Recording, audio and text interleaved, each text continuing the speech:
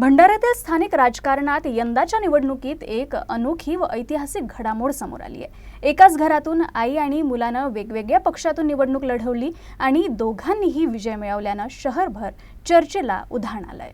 हाजी अख्तरी बेगम आणि त्यांचे सुपुत्र हाजी मुस्ताक बल्ली या दोघांनी स्वतंत्र राजकीय भूमिका घेत मतदारांचा विश्वास संपादन केला। मतदारांनीही पक्षापेक्षा उमेदवारांच्या कामगिरीला आणि विश्वासार्हतेला प्राधान्य देत दोघांनाही कौल दिला। हाजी मुस्ताक यांनी भाजपकडून निवडणूक लढवली। त्यांना एकूण 1374 मतं मिळाली। त्यांच्या विरोधात शिवसेनेचे उमेदवार मकसूद बनसी यांना 1296 मतं मिळाली। अत्यंत चुरशीच्या या लढतीत हाजी मुस्ताक यांनी अवघ्या 78 मतांच्या फरकानं विजय मिळवत शिवसेनेला पराभवाचा धक्का दिला। मतमोजणी शेवटच्या फेरीपर्यंत रंगतदार ठरली। दुसरीकडे हाजी अख्तरी बेगम यांनी प्रभाग 14 मधून राष्ट्रवादी काँग्रेस पक्षाकडून निवडणूक लढवून यश संपादन केलं। वेगवेगळ्या पक्षातून मात्र एकाच घरातून मिळालेला हा दुहेरी विजय भंडाऱ्याच्या राजकारणात अपवादात्मक आणि ऐतिहासिक मानला जातोय।